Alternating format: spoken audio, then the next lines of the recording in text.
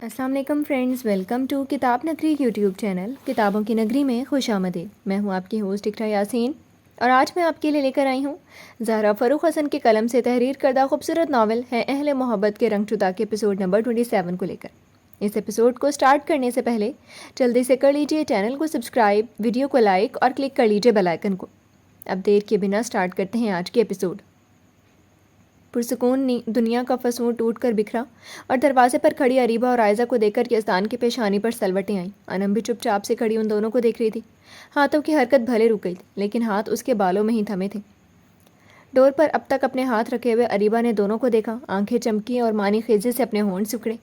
ڈور چھوڑ کر وہ مزے سے ان دونوں کو دیکھتی اندر آ گئی۔ اب تک دروازے کے بیچوں بیچ کھڑی عائزہ پہلے ساکت ہوئی، پھر ایک چنگاری اٹھی اور آگ سے اس کے دل میں یہاں سے وہاں تک بھڑک اٹھی۔ وہ جو کوئی بھی تھی اسے مصطفیٰ کے ساتھ دیکھ کر وہ چپ تھی، لیکن یہاں وہ یزدان کے ساتھ کیا کر رہی تھی؟ وہ بھی جو یزدان ایک نگاہ بھی کسی لڑکی کی برداشت نہیں کرتا، وہ کتنے سکون سے اسے سر دبوا رہا ہے، اسے خود کو چھونے کا حق دے رہا ہے۔ یہ حق تو اس کا تھا، اسے چاہنے کا، اسے چھونے کا اختیار صرف وہ چاہتی ہے، تو بھلا کیسے یہ لڑکی اس پر قابض ہو رہی ہے؟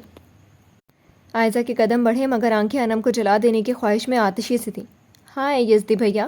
اریبہ ان دونوں کو اس شوق نگاہوں سے دیکھتے ہوئے پورے جوش سے ہاتھ ہلاتے ہوئے ٹیبل تک آ گئی۔ یزدی بھیا، اس کا مطلب کہ یزدان کی بہن تو یہ مصطفیٰ کی بھی بہن؟ ابھی تک یزدان کی چیئر کے پیچھے کھڑی انم کو سچ مچ کا شوق لگا تھا۔ تم ادھر کیا کر رہی ہو؟ ابھی یزدان کچھ بولتا کہ عائزہ آنکھوں میں آگ لیے ہوئے انم کو دیکھتے زہریلے انداز میں بولی۔ انم شوق سے نکلی اور اس ماڈرن پلاسٹک گڑیا کو حیرانی پھر ناگواری سے دیکھا۔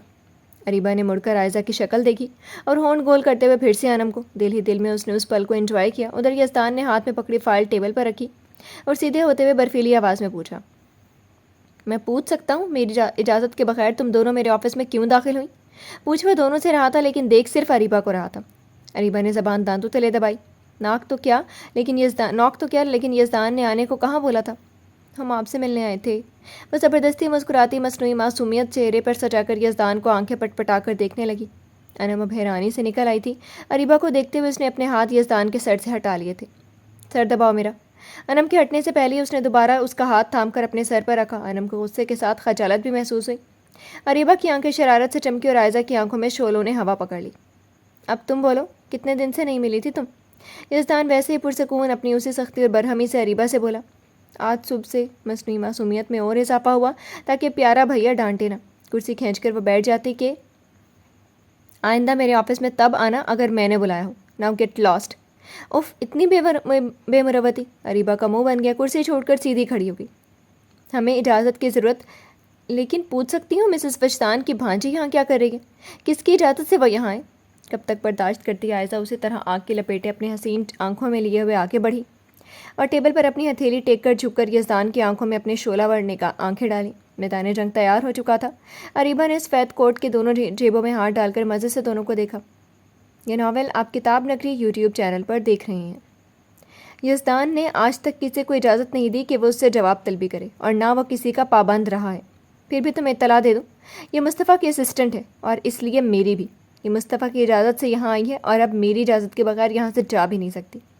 باقی مسز وجدان اور اب انم کے علاوہ اس ہاسپٹل کے کسی بھی فرد کو اجازت نہیں کہ وہ میرے کیبن میں بغیر میرے بلائے اندر آ جائے۔ Got it? یزدان ذرا سا آگے ہو کر اپنی بھوری آنکھوں میں برف سے کاٹ لیے کہ ایک لفظ سرد آواز میں کہتا صرف عائزہ کو ہی نہیں ان دونوں کو بھی سمجھا گیا۔ انم نے اس کی باتوں سے ایک جھرجھری لے کر اس عائزہ کا چہرہ دیکھا جو رنگ بدل چکا تھا۔ مجھ سے سوال جواب کرنے کی جرات مت کرنا عائزہ خانزادہ۔ تمہاری حد اس ہاسپٹل میں بس یزدان کے آفس کے ڈور تک ہی ہے، اس کے بعد کی نہیں۔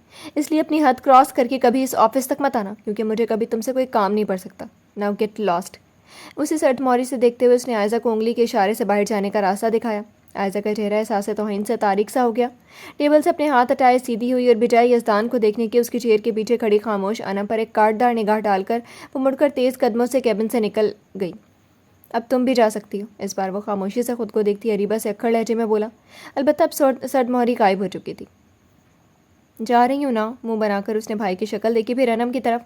واو انو، بیسٹ آف لک۔ مصطفیٰ بھیا کی اسسٹنٹ بنی ہو تو بیسٹ لک تو بنتا ہے۔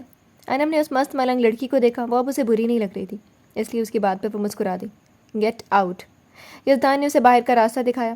بٹ میں آپ کے پاس اریب آئی سے گیٹ آؤٹ۔ اس بار آواز سخت ہوئی۔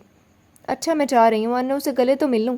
وہ آگے بڑھی اور انو کے گلے لگتی کہ وجدان نے کرسی پر بیٹھے بیٹھے اس کی کلائی جکڑی۔ اسے یہ سب پسند نہیں، جاؤ اب تم۔ अरीबा ने यज़दान के कहने पर एक एक निगाह दोनों को देखा, फिर झुककर यज़दान के गले में लटकी। आपको तो पसंद है, झट से उसके गाल चूमे। भाग जाओ अब तुम। यज़दान ने बहुत तेज़ी से उसकी पोनी जकड़कर उसे सीधा कर दिया।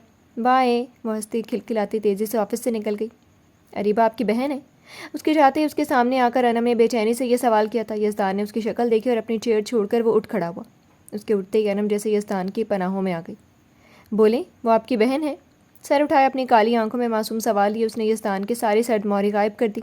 उसके चेहरे पर नरमी सी फैल गई। दुआ की तरह वो मेरी बहन है। उसका हाथ अपने हाथों में लेकर वह धीरे धीरे डोर तक बढ़ा था। अनम उलझी वो उसे कहाँ ले जा रहा है, लेकिन जान हलक में आई थी जब उसे डोर लॉक करते देखा था। डोर क्यों? मुड़कर उसने उसके होंठों पर उंगली रखी। डरो मत, मुस्तफ़ा से पहले मैं अपना हक नहीं जताऊंगा। जो उंगली उसके लबों पर रखी थी उसी उंगली को उसके लबों पर फेरते हुए वो अनम के खौफज़दा आंखों में देखते हुए मुस्कुरा कर चुका। जो जैसा है वैसा ही कबूल कर लो अनम। मुस्तफ़ा मत उलझो, मत डरो, बस तुम मुस्तफ़ा में खो जाओ, यज़दान की रूह में उतर जाओ। मधम से सरगोशी अनम के वजूद में कपकपी से उतर गई। उसने आंखें मीच कर यज़दान की शर्ट अपनी मुट्ठियों में जकड़ ली। डरो मत, मैं कुछ नहीं करने वाला, आओ बैठते हैं। उसकी मुट्ठियों से अपनी शर्ट छुड़ाकर नरमी से उसके दोनों हाथ जकड़ कर वो सोफे की तरफ चलाया। पहले खुद बैठकर उसने अनम को अपने करीब ही बिठा लिया। मुस्तफ़ा ने तुमको नहीं बताया अरीबा उसकी बहन है? अनम के गालों पर उंगली रखते हुए वह नरमी से पूछ रहा था। क्यों, आपको नहीं पता कि आपके मुस्तफ़ा साहब को हमेशा मेरा खून जलाने के लिए अल्लाह ताला ने उनको मुकर्रर किया हुआ है? उसकी आंखों की मासूम नाराज़गी, उसके होंठों की गोशे पर मुस्कुराहट खिली। मैं तो हूँ ना तुम्हारा। देखें, अल्लाह के वास्ते मेरा दिमाग ख़राब मत करे, मुझे बख्श दें, चाहे किसी और को ढूंढे। उसकी तरफ देखते हुए वो बुरी तरह से झुंझला गई। तुम और सिर्फ तुम्हारी कैद में रहने की ख्वाहिश हमेशा इस दिल में पाली है, और इस कैद से आज़ाद होना भी नहीं है। तुम्हारे इश्क में तो सांस लेने की फुर्सत नहीं, किसी और का ख्याल क्या आएगा। एक बार फिर उसने अनम का स्टॉलर गर्दन से खिसकाकर छुपकर वहाँ अपने लब रख दिए। उसकी खुशबू से खुद को मुअत्तर कर रहा था। प्लीज़ मम। दो दहकते लबों की तपिश दिल तक को जला देने वाली थी। अनम ने उसके शानों पर से शर्ट दबोची। यज़दान, बोलो ना अपने लबों से, मुझे सुकून मिलता है तुम्हारे होंठों से अपना नाम सुनकर। लगातार उसकी शफाफ गर्दन पर नाक रगड़ते हुए आवाज़ भारी होते हुए बोझल सी हुई। यज़दान की जान। वो और बेकरार हुआ था। अनम को बाहों में जकड़कर वो वहीं काउच पर लेट गया। अनम ने तेज़ी से उठना चाहा। मैं कुछ देर में जा रहा हूँ, तुमसे सिर्फ आधा घंटा मांग रहा हूँ, ऐसे ही मेरे करीब रहो, मुझे सिर्फ वो सुकून चाहिए जो तुम्हारे दम से यज़दान की ज़िंदगी है। उसकी कमर पर गिरफ्त सख्त करते हुए अपनी हल्की से सुर्ख आंखों से उसने अनम की डरी सहमी काली आंखें देखीं और आंखें मूंद कर सर काउच पर टेक दिया। अनम की जान हवा हो रही थी। उसे आराम से आंखें मूंदे काउच पर सर रखे देखकर वो घबरा सी रही थी। लम्हे धीरे धीरे सरक रहे थे। 5 मिनट, 10 मिनट, यहाँ तक 15 मिनट। गर्दन ऊंची करके उसकी शक्ल देखते देखते अनम थक सी गई तो खुद ब खुद उसने गर्दन झुकाई और उसके फौलादी सीने पर अपना सर रख दिया। जाने कैसा सुकून उसके दिल में सरायत कर गया कि अनम की पलकें मूंदती ही चली गई।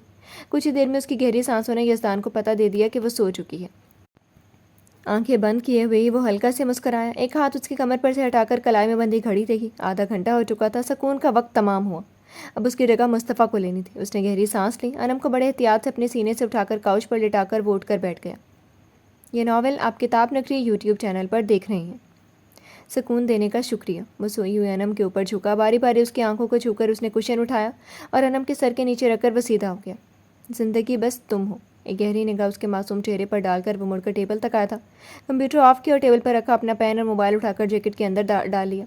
अभी वो आगे बढ़ा ही था कि एक ख्याल उसके जहन से गुजरा। अपनी उसी तभी चाल के साथ वो डोर तक आया। उसने लॉक खोला और बजाय उस डोर से निकलने के वह एक तरफ बनी दीवार की तरफ गया था। वहाँ रखी टेबल की दराज खोली। उसका हाथ अंदर गया और कुछ ही देर में दीवार सरकती हुई अपनी जगह से खिसकी थी। यज़दान ने मुड़कर एक बार फिर काउच की तरफ देखा। अगली मुलाकात इससे भी दिलनशीन होगी मेरी जान। बेआवाज़ सरगोशी करता उसने अनम को देखते हुए आंखों को बंद किया। फिज़ा में मौजूद उसकी खुशबू को अपनी सांसों में उतारकर वो लम्हों में दीवार के उस पार जो रास्ते में था। वहाँ अंधेरे में उसने एक स्विच दबाया और एक बार दीवार फिर खिसकी। अब कोई नहीं कह सकता था डॉक्टर मुस्तफ़ा के कैबिन में एक चोर रास्ता भी है। उधर वो अंधेरे में भी आराम से अपनी मंजिल की तरफ बढ़ रहा था। अनम की खुशबू अब भी उसकी सांसों में बसी हुई थी। चलते चलते आखिरकार वो उस रास्ते पर पहुंच गया जहाँ उसकी ख़ास बाइक पार्क थी। कुछ ही देर में वो बाइक पर बैठा हुआ हवा की रफ्तार से रफ्तार मिलाता अपनी मंजिल की तरफ बढ़ता जा रहा था। जी तो फ्रेंड्स, कैसी लगी आपको आज के एपिसोड? कमेंट सेक्शन में ज़रूर बताइएगा। फिर हाजिर होंगे नावल के नेक्स्ट एपिसोड के साथ। तब तक के लिए इजाज़त दीजिए। शुक्रिया। अल्लाह हाफिज़।